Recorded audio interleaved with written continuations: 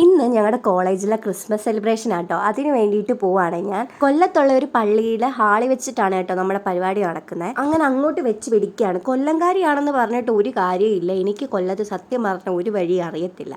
ആ ഹാള് കണ്ടുപിടിക്കാൻ ഞാൻ കുറച്ചേറെ കഷ്ടപ്പെട്ടു. പിന്നെ അവിടെ എത്തിയപ്പോൾ നമ്മുടെ ടീംസ് എല്ലാം എന്താ ലോറിക്കകത്ത് കയറി നിൽക്കുന്നു. നമ്മുടെ എൻട്രി ലോറിക്കകത്താണ് കേട്ടോ. അങ്ങനെ ഞാനും വലിഞ്ഞു കയറി ഗൈസ്. ഞാൻ എത്തിയപ്പോൾ താമസിച്ചുകൊണ്ട് പെട്ടെന്നായിരുന്നു എല്ലാം.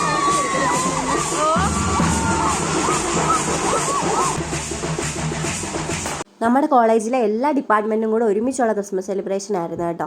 അതുകൊണ്ട് കരുനാപ്പള്ളി ബ്രാഞ്ച് വൈസ് എല്ലാ ബർഫിലെ പിള്ളേരും ഉണ്ടായിരുന്നു. അതുകൊണ്ട് ഈ ചേച്ചിയായിരുന്നു ഞങ്ങളുടെ ക്രിസ്മസ് അപ്പൂപ്പൻ. എന്ത് എനർജിയാണെന്ന് അറിയാം, നമ്മളെ കൂടെ തുള്ളിപ്പിക്കും.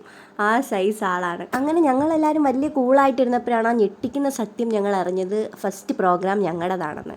ഞങ്ങളെല്ലാവരും കൂടെ ഒരു ഗ്രൂപ്പ് ഡാൻസ് ചെയ്യുന്നുണ്ട്. അപ്പോൾ ആദ്യത്തെ പ്രോഗ്രാം ഞങ്ങളുടേതാണെന്ന്. എന്തായാലും നല്ല അടിപൊളിയായിട്ട് കളിച്ച് ഞങ്ങൾ അവിടെ നിന്ന് ഇറങ്ങി. നല്ല ടെൻഷൻ ഉണ്ടായിരുന്നു. ഫസ്റ്റ് പ്രോഗ്രാം ആയതുകൊണ്ട് എങ്ങനെ ആയിരിക്കും ആൾക്കാരുടെ റിയാക്ഷൻ എന്നൊന്നും അറിയത്തില്ല. കാരണം ബോയ്സും ഗേൾസും ഒക്കെ മിക്സ്ഡ് ആണ്.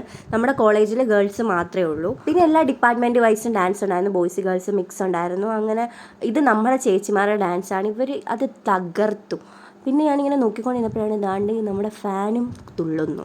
അതിനുശേഷം റാം വാക്ക് ഉണ്ടായിരുന്നു, ഗെയിം ഉണ്ടായിരുന്നു. റാം വാക്ക് തന്നെ ബോയ്സിൻ്റെ ഉണ്ടായിരുന്നു, ഗേൾസിൻ്റെ ഉണ്ടായിരുന്നു. ഗെയിം ഞാൻ കളിക്കാൻ പോകേണ്ട, എനിക്ക് ആ വീഡിയോ എടുക്കാൻ പറ്റില്ല.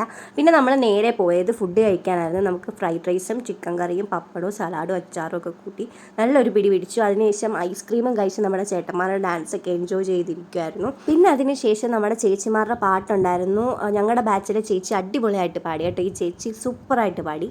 അതിനുശേഷം നമ്മളങ്ങ് അടിച്ച് തകർത്ത് പൊളിക്കായിരുന്നു. എൻ്റെ എല്ലാത്തരം ഫ്രീഡം ഉണ്ടായിരുന്നു. ആരും പിടിച്ച് നിർത്തി അങ്ങനെ ഒന്നുമില്ല. നമുക്കവിടെ എന്ത് വേണമെങ്കിലും കാണിക്കാം, അതുപോലെ ഫ്രീഡം ആയിരുന്നു. പിന്നെ ഈ ഐറ്റം ഇതിനായിരുന്നു ഞങ്ങൾ സത്യത്തിൽ പോയത്, സ്നോ പാർട്ടി.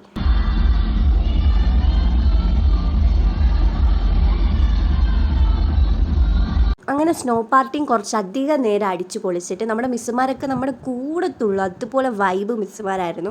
പിന്നെ ആഫ്റ്റർ ഇതുപോലായിരുന്നു സ്റ്റേജ് കിടന്നത്. പിന്നെ നേരെ നമ്മൾ പോയി ഡ്രസ്സ് ചേഞ്ച് ചെയ്തിട്ടുണ്ടായിരുന്നു. നമ്മളോട് എക്സ്ട്രാ ഒരു ജോഡി ഡ്രസ്സ് എടുത്ത് വെക്കണമെന്ന് ടീച്ചർമാർ പറഞ്ഞിട്ടുണ്ടായിരുന്നു. അതുകൊണ്ട് നമ്മൾ പോയി ഡ്രസ്സ് മാറി. ഇതാണ് നമ്മുടെ പ്രോഗ്രാം നടന്ന ഹോള്. പിന്നെ അവിടെ നമ്മൾ നേരെ പോയത് കൊല്ലം റെയിൽവേ സ്റ്റേഷനിലോട്ടാണ് നമ്മുടെ വണ്ടി പിടിക്കാൻ. ഇനി എൻ്റെ ബക്കറ്റ് ലിസ്റ്റിലുള്ളതാണ് ഈ വന്ദേ ഭാരതിലൊന്ന് കയറണമെന്ന്.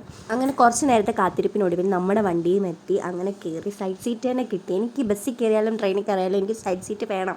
കാറിൽ കയറിയാലും മുഖ്യമാണ്. കിട്ടിയില്ല, എനിക്ക് ഭയങ്കര വിഷമമാണ്. അങ്ങനെ നമ്മുടെ കരുനാഗപ്പള്ളി എത്തി ഗൈസ്. അതിനുശേഷം ഞാൻ നേരെ പോയത് ഒരു ചായ കുടിക്കാനാണ്. ഞാൻ അത്ര ടയേർഡായിരുന്നു. ചായ മാത്രമായ പരിപ്പുവടയ്ക്ക് വിഷമമായല്ലോ. അപ്പോൾ പരിപ്പുവട മേടിച്ച ശേഷം ഞാൻ ആദ്യമായിട്ടാണ് കേട്ടോ ഇത്ര ആൾ കൂടുന്നിടത്ത് ഒറ്റയ്ക്ക് വന്നിരുന്ന് കഴിക്കുന്നത്. എൻ്റെ ധൈര്യം ഒന്ന് സമ്മതിക്കണേ. അവിടെ ഞാൻ നേരെ വീട്ടിൽ വിട്ടു.